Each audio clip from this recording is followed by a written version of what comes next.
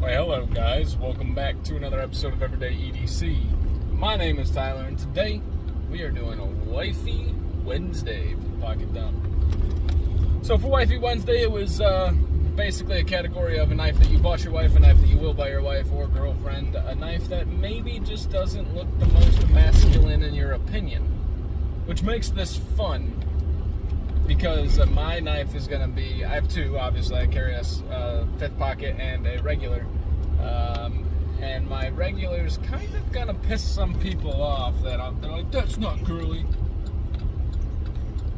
Yeah, we're going to do it anyways. So, the real knife behind Wifey Wednesday, when I was thinking of a name or like a theme, you know, I thought of this knife, and I'm like, that would be an interesting, different knife to kind of show, right? Well, it is. And here, today, for my fifth pocket knife, I have, yep, it's pink, the Spyderco Squeak. So this thing's kind of cool. This is a slip joint, a very, very strong, tensioned slip joint. And there's something, it is ambidextrous apparently with a deep carry wire pocket, but there's something so satisfying of that snap when you roll it out. Like, it actually feels good. Now the scariest part is closing it. You can close it one-handed, but it's terrifying. Because it's got so much force and so much pressure, like if your fingers are anywhere near it, you're toast. So I prefer to close it two-handed, much safer. But this thing's blade shape, ergonomically, this is like an FRN or even like rubber handle. I can't tell. It's like super kind of spongy if it wasn't for this backspacer going through here. But there's no real liners, so it's like, it's kind of relatively light, super easy to carry. Your typical leaf-shaped blade, and the ergonomics are great for such a small knife.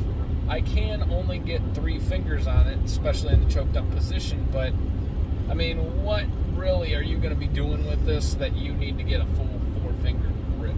Right? This is the Spyderco Squeak. It is a slip joint. This is my wife's knife. This is like, when I was getting into knives, I tell everybody, you know, I'm ashamed of it, but I'm not too ashamed to tell or have too much pride to tell you. We all go, hey Google, what's the best knife? And then you get all these convoluted answers. And if you're like me, you're like, wow, there's so many different answers. Instead of thinking, man, there's so many different answers because there really is no answer to that question, you dig deeper, right? And you just start rephrasing your question. What is the best knife? Which knife is the best? Which knife brand is the best? Which knife performs the best? And you just try to like trick Google into telling you the same thing a couple different times, right? So finally, you find a knife. For me, it was the Benchmade Bug Out at the time. This was in the beginning. I would say I truly became a knife guy, not just a dude that's interested in knives. Bless you. In the beginning of 2020. I started my channel like 3 or 4 months after I really got into knives pretty hard.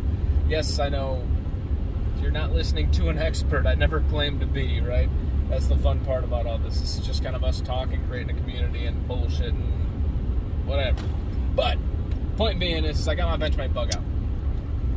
$140 at the time. I ended up getting the Grivery or whatever it is version, the OD Green. I tell the story all the time. And then I got the CF Elite, which was a little bit better.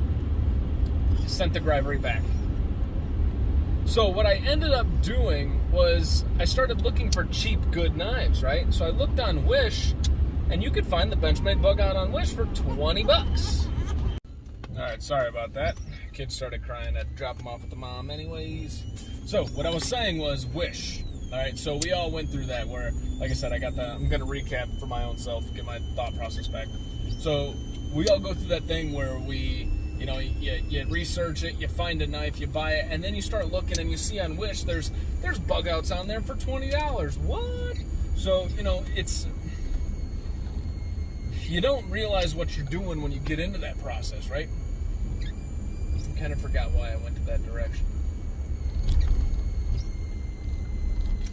So what I was saying is knives that I could pick out for Wifey Wednesday, she has a ton of knives, but they're all like, other than the Spyderco Squeak, which was the first real and only knife I bought my wife because they sit in her dresser and she never uses them anyways. It was my attempt to get her interested in something that I do, and I wasn't very successful. So this is my first Wifey Wednesday carry. This is the one that's going to piss you guys off, some of you, because this isn't what most people would expect for, like, I'm picking out semi-feminine knives type of thing. You know, this is just the way I see this. You know, it reminds me of that. I was torn between this. I thought about the Spyderco Watu because I still have yet to review it. I have no urge to carry that. It reminds me of a high heel. Like, it seriously reminds me of a stiletto for some reason. So I almost brought it with, but I chose not to. I chose this. This is gonna piss you off. Is the Civivi Imperium. Yes, ladies and gentlemen, the Civivi Imperium is my choice for Wifey Wednesday. Why? Because it's pretty, you know, it's a pretty knife, right? It looks kind of pretty, it looks kind of whatever. And I could just see my wife going, ooh, that's pretty, right? And it's not to be like, you know, there's knife girls out there, knife women, just like knife dudes, that don't look at stuff like that from that perspective, but the woman that is not involved with knives, that appreciates pretty things, is going to look to something that's a little bit more shiny and be like, I like that. So that's why I picked part of the Imperium. The other part is it's kind of a thin, sleek, slender knife that, while, you know, I'm not going to deny the ergonomics are pretty damn good. I want to say they're not, because I'm not a huge fan of the knife, but I can't. I mean, the ergonomics are pretty awesome. That is all I got for Wifey Wednesday. Now, I kind of want to hear your guys' thoughts on the Imperium, on that choice, right? Just because it's, I know I'm going to piss somebody off.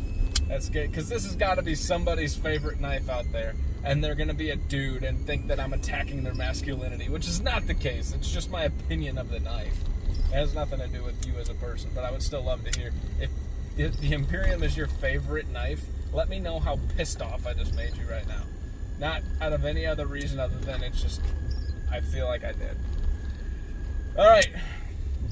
So I'm going to think on it for a second. I don't know what Thursday is. So give me a second to think about it.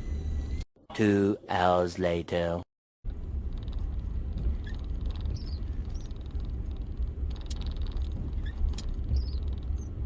Alright, so Thursday, we're going to make this thoughtful/thankful Thursday.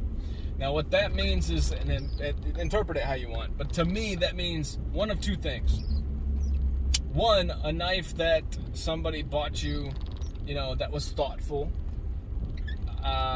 or a knife that you're thankful to own, right? There's all these knives out there that are super hard to get, that we're always like, So, you know, we always have that one that we kind of snatch, that we're just really grateful to own that knife, and that's the knife we're going to carry tomorrow. If it's your baby, I mean, there are no safe beans in my collection, but if it's your baby, I highly suggest you carry a 5th pocket knife just in case. I don't want to be the catalyst for you damaging your thankful knife. That's all I got for you guys today. My name is Tyler. This has been Everyday EDC. You guys stay sharp, stay safe. Watch out for the squeak. What's in your pocket?